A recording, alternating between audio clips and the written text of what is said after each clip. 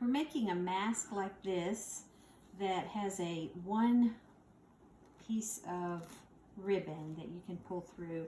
It goes over the head, and then you can tighten it as much as you want to, and then it fits over the face like this.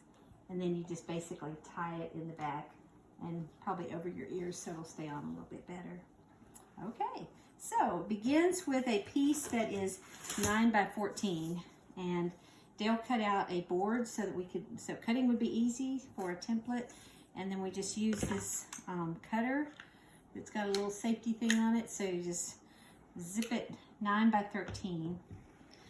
And then we are taking long strips that are 4 inches wide with a coordinating fabric. It doesn't have to really coordinate, but just what I'm doing, it happens to coordinate. And then these are going to be the little side pieces. So you can see from the mask that this is for the side pieces. And what you do is, the best thing to do is make a long strip that's 4 inches, as long as you can cut, and then go ahead and serge the edges. Serge the two sides. And that way, all you have to do is just take your little measurement tool and measure 3 inches.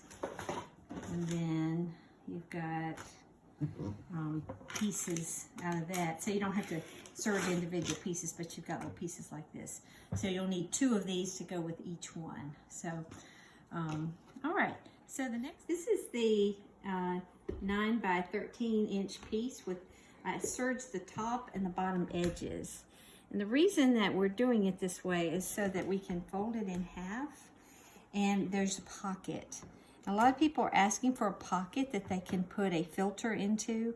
So when it's all finished, there's an open edge. And so then I'm just kind of ironing it flat, like they just fold it, wrong sides together, ironing it flat. And then I'm going to make 3 little tucks. And the best way to do this is, I think, if you want to go kind of quickly, just kind of eyeball it. So go across and make 1 little pleat. And then make another one, just so that they're even. They don't have to look the same, but just so the left and the right sides are even. So we'll do this. And then 1 more. And what you're trying to do, and this little measurement guide on my ironing board cover is really nice because I can measure it. Try to get this to come out to 3 inches. So your last tuck, you can kind of make your adjustments. And then you've got 3 inches. So it's folded like an accordion here. Okay. The pieces that are 3 by 4 inches, they're serged at the top and the bottom. Now what you're going to do is put right sides together and do it right on the front of this this little mask. And you want to be sure you've got some overlap. So the best way to do it, I think, is just to go put the do it so that you can see what you're doing. All right, this is really easy, and all you're doing is just kind of serging these together, just like that. All right, and cut off the edges, and then now we'll go over to the ironing board. Now, I assume you've already done the second one. All right, so see what you've done. You've got right sides together. That's what's going to show. I just happen to have an emblem here on ours, so the cross and flame, but you don't have to have anything there. But so then this is where we do a lot of pressing. Press it down and then fold over the edges. You don't want any raw edges showing, even though you've got it serged. It's not the end of the world, but just tuck your edges down all the way around like that. Okay. And then fold this part down, and now you've got your casing, and it's ready to go. Okay, so now we're using the straight sewing machine, and I'm going to just sew it down, just one straight line. My sewing machine doesn't like to go through a lot of layers. It's a basic sewing machine, but just make sure that you kind of do your reverse stitch Go all the way through it. And you make sure that you cover both sides so that there's no open places. All right, that's it. And then you just snip the edges. And then what you've got here is a casing. So both sides is in that side and that side? On the front and the back. You want to be sure you caught it all with your sewing.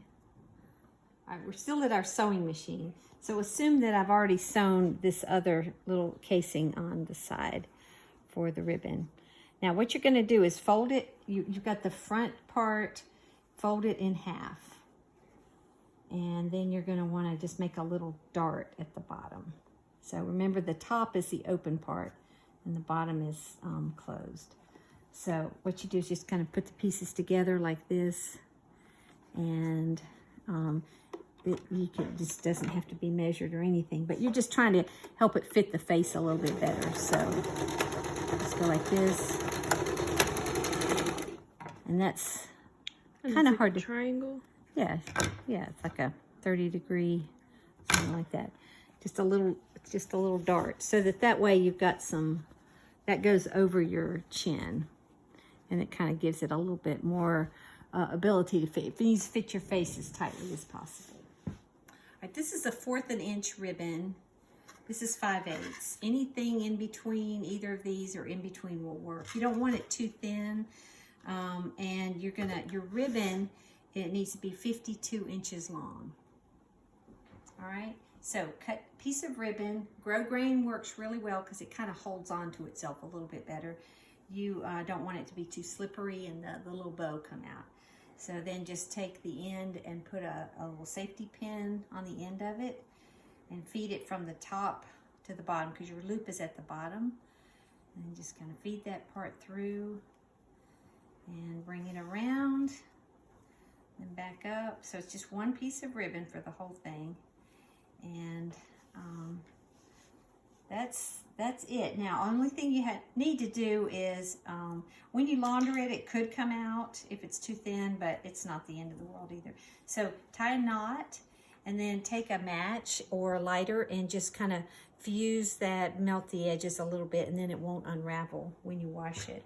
So it should stand up to washing and hold up really well. So just wash it at the end of the day and you're good to go.